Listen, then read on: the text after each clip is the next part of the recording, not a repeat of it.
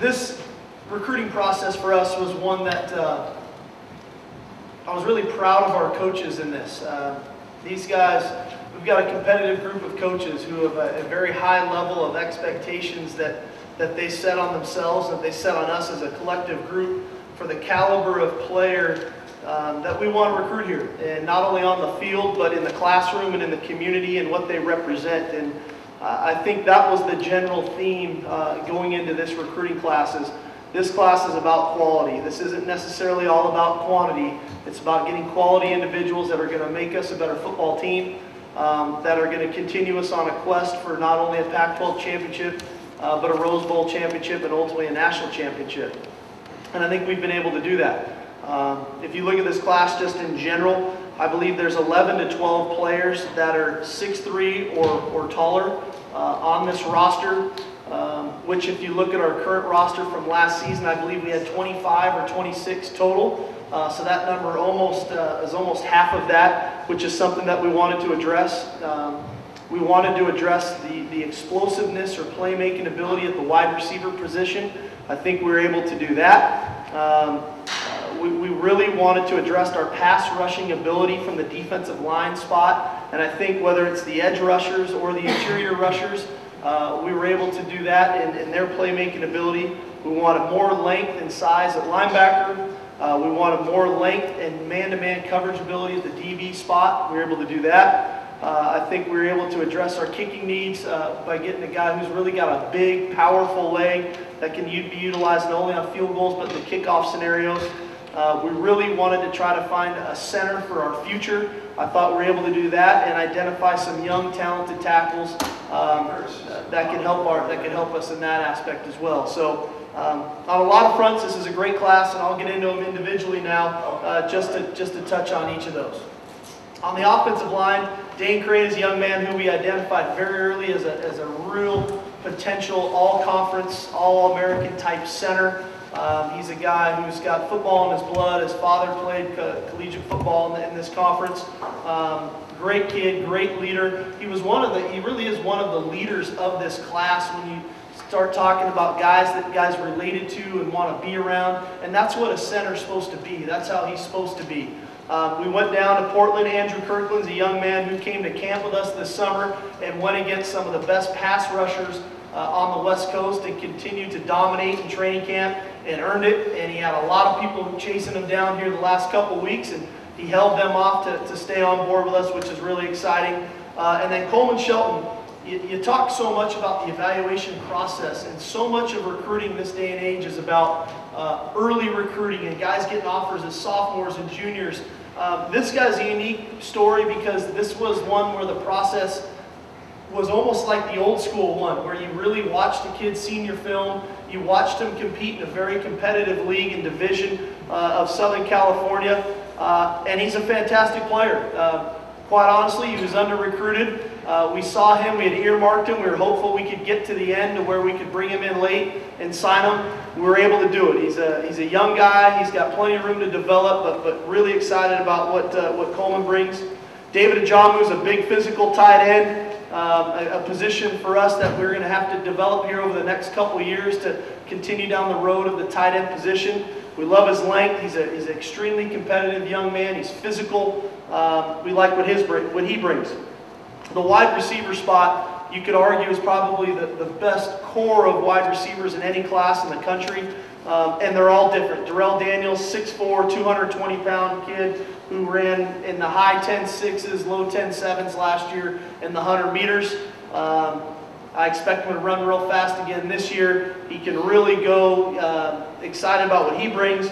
John Ross, a little bit different, 5'11", 180-pound type kid who is fast. He'll probably run in the 10.5s or so this year down there, but very elusive, excellent return man. And then Damore'ea Stringfellow, really high football IQ, 6'3", 215-pound wideout, who, if you walked in the room, he looks like an NFL wideout today. I mean, just a physical stature kid. Comes from a very good program at Rancho Verde. So that group in and of itself, I think, has a chance to have some immediate impact for us. Lavon Coleman, probably a typo here and my fault. I was at the home visit with him last week. He's weighing 220 pounds now. Tailback, 6 foot, 220. exactly what we were looking for in this class, to get a bigger physical type back to complement some of the other backs that we have in our program. So it's cool to address that need. And then lastly, on the offensive side of the ball, Troy Williams. Can't say enough about Troy. I've been recruiting for 3 years.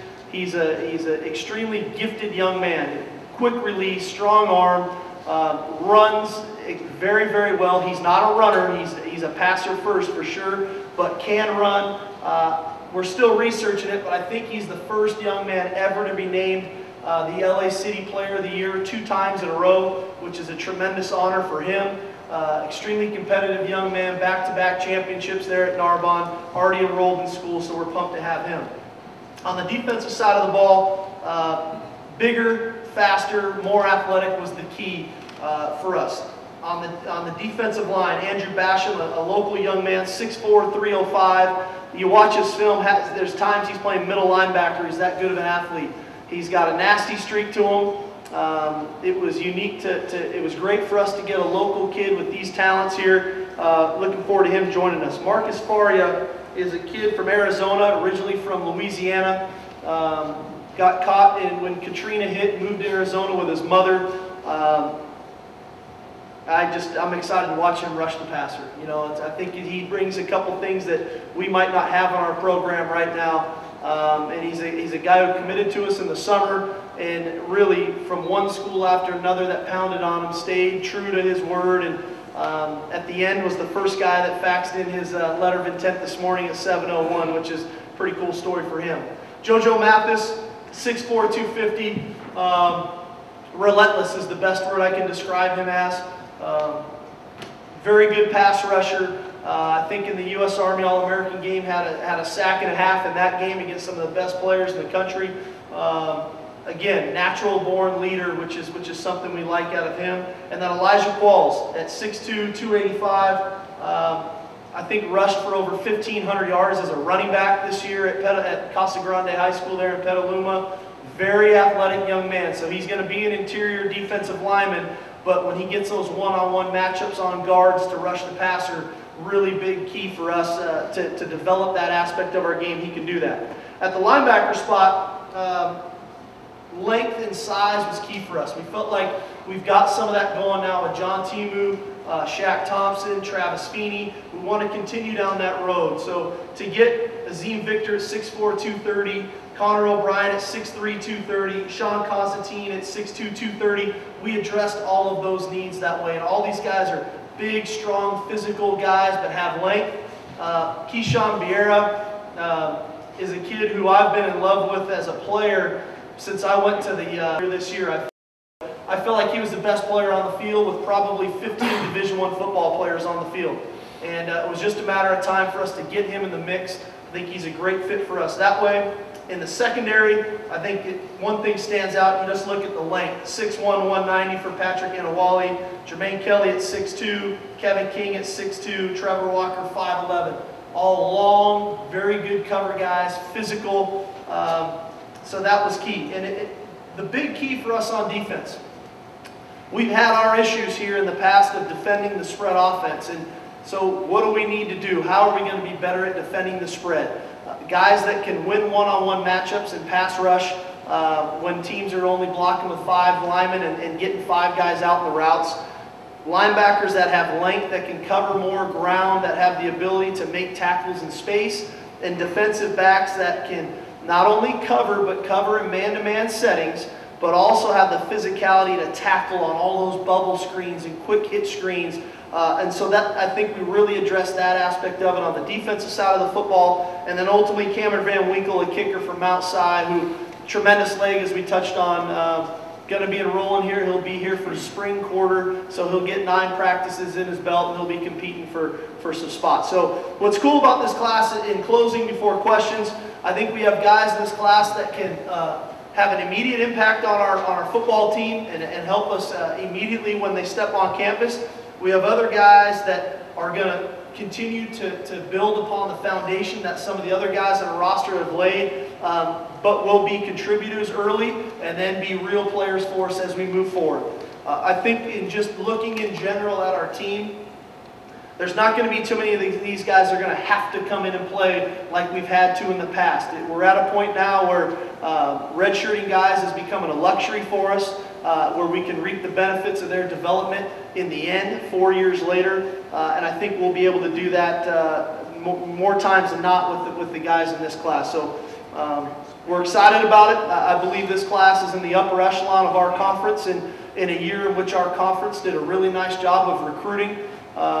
But I believe this class is right up there with the best ones in our conference, which is exactly where we should be. You took kids out and showed them the new stadium. What kind of reactions did you get? Wow.